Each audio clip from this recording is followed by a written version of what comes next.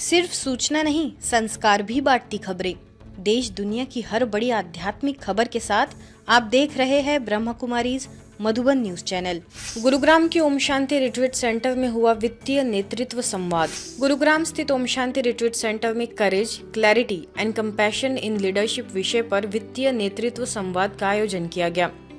इस कार्यक्रम में विभिन्न उद्योगों से जुड़े 120 से अधिक सीईओ, सीएफओ, डायरेक्टर, संस्थापक और वरिष्ठ वित्तीय पेशेवरों ने भाग लेकर नेतृत्व में आध्यात्मिक मूल्यों की भूमिका पर विचार विमर्श किया।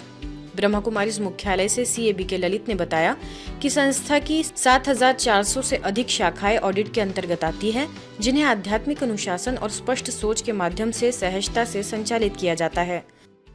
Here in Brahma Kumaris, in these 7,400 branches, the accountants are our divine sisters who has no connection with accounts, legal and computers. Motivate them to do regular accounting because that's not their domain. They surrendered their life for spirituality, spiritual practices, तपस्या, उसके लिए उन्होंने जीवन समर्पित किया। करेज, clarity, compassion, ये सब चीजें अगर हमारे में फुल भरी हुई है इन आवर एटीट्यूड, तभी जाके ये सेवा हो सकती है। अवसर पर संस्था की अंतर्राष्ट्रीय प्रेरक वक्ता बीके शिवानी ने कार्यस्थल पर करुणा, संतुलित जीवन शैली और भावनात्मक बुद्धिमत्ता के महत्व पर प्रकाश डाला। माइंड अगर परेशान है, इसका क्या होगा, उसका कैसे होगा, राइट अ संकल्प, सब बढ़िया होगा, अभी सो जाओ। जैसे किसी और को बोलते हैं, सो जाओ, सब बढ़िया होगा कल। अपनी काउंसलिंग करनी है सोने से पहले, मन को शांत करना है। और जब आप मेडिटेशन सीखेंगे देन 5 मिनट कम से कम मेडिटेशन करके सोना है, फिर कम घंटों में गहरी नींद, क्योंकि सोने से पहले ही डीप स्लीप की तरफ जाना शुरू कर देंगे। जीएसटी लिटिगेशन विशेषज्ञ एवं A to Z tax corp LLP के संस्थापक सीए बिमल जैन ने अपने व्यावसायिक अनुभव साझा किए। कार्यक्रम के दौरान बीके इशू के संचालन में एक इंटरैक्टिव समूह संवाद सत्र भी आयोजित किया गया। अंत में ओम शांति रिट्रीट सेंटर की निदेशिका बीके आशा दीदी ने अपने आशीर्वचन दिए। 120 से अधिक वित्तीय नेताओं की सहभागिता से यह संवाद कार्यक्रम आध्यात्मिकता और कॉरपोरेट नेतृत्व के समन्वय का प्रेरणादायक मंच बन गया। कई बार हमारे साथ भी ये चैलेंजेस हमारी फील्ड में होता है कि हमें अप्रिसिएशन नहीं मिलती और हम डाइवर्ट हो जाते हैं ना। क्लैरिटी इस बात की होनी चाहिए कि मैं सही हूं तो मेरे साथ सही होगा। भगवान ने हम सबको कितनी विशेषताएं दी हैं, स्पेशलिटीज दी हैं। चलो मेरा ये हाथ काम नहीं करता, ये तो अच्छा करता है ना। अगर मैं हमेशा यही कहूँ ये ठीक काम नहीं करता, ठीक काम तो ये भी नहीं करेगा। अगर मैं इसको कहूँ ठीक काम नहीं करता, ये तो कर रहा है ना। अपनी वीकनेसेस को आइडेंटिफाई जरूर करें, परंतु उसकी कॉन्शियसनेस में नहीं रहे। वंदे मातरम स्वर्णिम भारत कार्यक्रम में 20 समाज सेवियों का सम्मान। बात करें दिल्ली की तो डेरावाल नगर में वंदे मातरम स्वर्णिम भारत विषय पर हुए आयोजन में समाज के विभिन्न क्षेत्रों में उल्लेखनीय योगदान देने वाले 20 महिलाओं और पुरुषों को सम्मानित किया गया। महिला प्रभाग की अध्यक्षा बीके चक्रधारी दीदी ने कहा कि वास्तविक सशक्तिकरण आंतरिक विकास और आध्यात्मिक मूल्यों से ही संभव है। मॉस्को से बीके सुधा दीदी ने वंदे मातरम की महिमा और स्वर्णिम भारत की परिकल्पना पर प्रकाश डाला। वही भाजपा प्रवक्ता शाजिया इल्मी, स्थानीय विधायक अशोक देवराहा, तिमारपुर के विधायक सूर्य प्रकाश खत्री तथा पूर्व सांसद सुनीता दुग्गल ने भी अपने विचार साझा किए। कार्यक्रम का शुभारंभ प्रसिद्ध शास्त्रीय नर्तक पंडित लेखराज कोहली और रेवा पायल द्वारा प्रस्तुत शिव स्तुति नृत्य से हुआ। बीके लता ने संस्था का परिचय दिया तथा प्रसिद्ध प्रेरक वक्ता डॉक्टर आदित्य सिंघल ने कार्यक्रम का कुशल संचालन किया। महिला दिवस का दिन है तो सबको शुभकामनाएं, पुरुषों को भी महिलाओं को भी तो उसकी शुभकामनाएं। लेकिन हम सिर्फ क्या महिला है, क्या सिर्फ एक धर्म का हिस्सा है, क्या हम सिर्फ एक देश का हिस्सा है? लेकिन हम सब तो आत्मा है, शक्तिशाली आत्मा। देखिए ये संस्था में बहुत कुछ सिखाया जाता है और मुझे लगता है कि अगर ये चीज़ भी सिखाई जाए तो कम से कम जो है एक हफ्ते में एक दिन के लिए हम लोग अगर मोबाइल से दूर रहेंगे तो हम अपने परिवार के नज़दीक रहेंगे। अगर आप उनके देखो जो इंसान जो है वो एक सोशल एनिमल है, वो जितना ज़्यादा आपस में भी एक दूसरे के साथ जो है सीखता है एक दूसरे के साथ, और इस मोबाइल की वजह से हम लोग आपस में एक दूसरे से बहुत दूर हो गए। तो महिलाओं के नेतृत्व में देश का विकास होगा। और उन्होंने कहा है बाबा साहब अम्बेडकर ने कि मैं किसी भी समाज की प्रगति को इस आईने से देखता हूँ कि उसमें महिलाओं की भागीदारी कितनी है। स्वर्णिम भारत की नींव सशक्त महिला विषय पर कार्यक्रम। हरिनगर स्थित सेवा केंद्र द्वारा अंतर्राष्ट्रीय महिला दिवस के अवसर पर स्वर्णिम भारत की नींव सशक्त महिला विषय पर कार्यक्रम संपन्न हुआ। अवसर पर समाज के विभिन्न क्षेत्रों से आई प्रतिष्ठित महिलाओं ने भाग लेकर नारी शक्ति और आध्यात्मिक मूल्यों के महत्व को रेखांकित किया। कार्यक्रम का शुभारंभ ब्रह्मा कुमारीज के परिचय वीडियो तथा सामूहिक ध्यान से हुआ। बीके स्नेहा ने महिला प्रभाग द्वारा हो रही सेवाओं की जानकारी दी। तो वही कार्यक्रम में जल मार्ग मंत्रालय के डायरेक्टर सीमा सूरी, नगर निगम की councillor Raminder Kaur, DD News Hindi के एडिटर संगीता, सुप्रीम कोर्ट की वकील मधु तलवार तथा समाज सेवी सोनिया सहानी ने अपने विचार साझा करते हुए नारी शक्ति और मूल्यों की महत्ता पर प्रकाश डाला। कार्यक्रम की मुख्य वक्ता द्वारका सेक्टर 7 की बीके नीलम ने कहा कि जब महिला अपने आत्मिक स्वरूप को पहचानती है तब वह परिवार और समाज की सशक्त आधारशिला बन जाती है। अंत में हरिनगर सब जोन की डायरेक्टर बीके शुक्ला दीदी ने अपने आशीर्वचनों में कहा कि राजयोग मेडिटेशन के माध्यम से महिलाएं अपने भीतर छिपी आध्यात्मिक शक्तियों को जागृत कर सकती है। महिलाएं एक कार्य नहीं है कि वो घर के बाहर भी और घर के अंदर को भी संभालती है, दोनों चीजों को स्वर्ग बनाती है।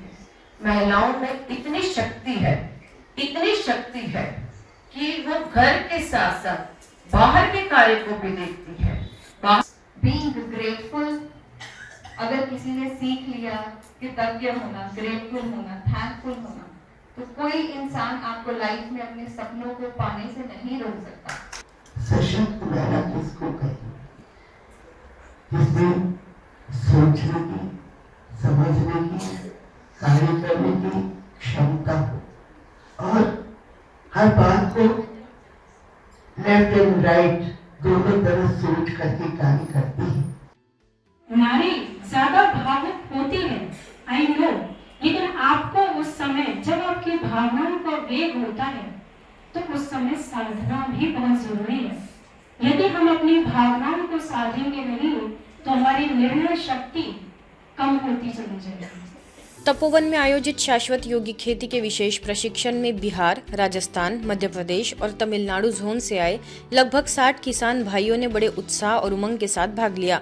इस प्रशिक्षण का उद्देश्य किसानों को प्राकृतिक एवं योग आधारित खेती की पद्धतियों से अवगत कराकर कृषि को अधिक स्वस्थ, टिकाऊ और समृद्ध बनाना रहा। कार्यक्रम को निवृत्त कृषि वैज्ञानिक बीके डॉक्टर पूनम, पशु चिकित्सक सुशील कुमार, तमिलनाडु के BK Madan, BK Mangala, BK Sumant, BK Chandresh तथा बीके भीका ने किसानों को यौगिक खेती के महत्व और उसके व्यवहारिक पहलुओं से अवगत कराया। कृषि एवं ग्राम विकास प्रभाग के उपाध्यक्ष बीके राजू भाईजी ने किसानों को आध्यात्मिक मूल्यों के साथ खेती को जोड़ने की प्रेरणा दी। टाटिया आवास जयपुर की बीके सुनेहा ने राजऋषि गोकुल ग्राम बनाने के अपने अनुभव साझा किए। अंबिकापुर सेवा केंद्र द्वारा महिला दिवस के उपलक्ष्य में आयोजित कार्यक्रम में जिला चिकित्सालय की चिकित्सक doctor Rupal Thakur, PG college की सहायक प्राध्यापक डॉक्टर रश्मित कौर, जिला पंचायत अध्यक्ष निरूपा सिंह, प्रोफेसर डॉक्टर रश्मि चरियानी, बलरामपुर की सीईओ नयनतारा, समाजसेवी मीरा शुक्ला तथा सरगुजा संभाग की संचालिका बीके विद्या सहित अन्य अतिथियों ने सहभागिता निभाई। बीके विद्या ने कहा कि नारी सदा ही स्नेह, करुणा, त्याग और बलिदान की प्रतीक रही है। उन्होंने कहा कि आत्म परिवर्तन के माध्यम से प्रेम, दया और करुणा जैसे गुणों को जागृत कर स्वयं को सशक्त बनाना आवश्यक है। बीके पुष्पा द्वारा रोचक एक्टिविटी कराई गई तो वही कार्यक्रम में अनेक भाई बहनों सहित लगभग 200 महिलाओं की उपस्थिति रही। कार्यक्रम का सफल संचालन बीके प्रतिमा ने किया, जबकि अंत में मीरा साहू ने सभी के प्रति आभार व्यक्त किया। जब हम शारीरिक रूप से शक्तिशाली बन सकते हैं तो पहाड़ को उठा सकते हैं, कोई युद्ध को जीत सकते हैं, लेकिन विश्व परिवर्तन के कार्य के लिए तो आंतरिक शक्ति और चारित्रिक शक्ति की आवश्यकता होती है। तो महिलाएं हर दिशा में आगे बढ़ रही हैं। व्यापार के क्षेत्र में भी कई सारी महिलाएं हैं। तो अगर हम लोग ये कहें कि समाज में महिलाओं को प्रतिनिधित्व मिला है तो अतिशयोक्ति नहीं होगा। इसी कड़ी में भरतपुर में भी महिला दिवस पर जिला प्रशासन एवं महिला अधिकारिता विभाग द्वारा बीडीओ ऑडिटोरियम में जिला स्तरीय महिला सम्मेलन का आयोजन किया गया। अवसर पर संभागीय आयुक्त, जिला कलेक्टर, पूर्व सांसद, अतिरिक्त जिला कलेक्टर, भाजपा जिला अध्यक्ष सहित अनेक गणमान्य अतिथि उपस्थित रहे। महिला एवं बालिकाओं के क्षेत्र में उत्कृष्ट कार्य करने के लिए ब्रह्मा कुमारीज को विशेष रूप से आमंत्रित किया गया, जहां वरिष्ठ राजयोग शिक्षिका बीके प्रवीणा को प्रशस्ति पत्र एवं स्मृति चिन्ह देकर सम्मानित भी किया गया। अवसर पर बीके गीता और बीके पावन भी उपस्थित रही। अपने संबोधन में बीके प्रवीणा ने कहा कि नारी परिवार की धुरी है। यदि नारी पुनः अपने दिव्य स्वरूप को पहचान ले तो वह संसार में कल्याण का मार्ग प्रशस्त कर सकती है। मैं कहना चाहूंगी उन नारियों से कि समाज के विभिन्न क्षेत्रों में कार्यरत रहते हुए अपने मनोबल को कभी कमजोर न होने देना। हे नारी, तुम वो शक्ति हो, चाहो तो जग का परिवर्तन कर सकती हो। हे नारी, तुम वो शक्ति हो जो अपने ही गोद से आपने ध्रुव बेलाल जैसे वीरों को जन्म दिया।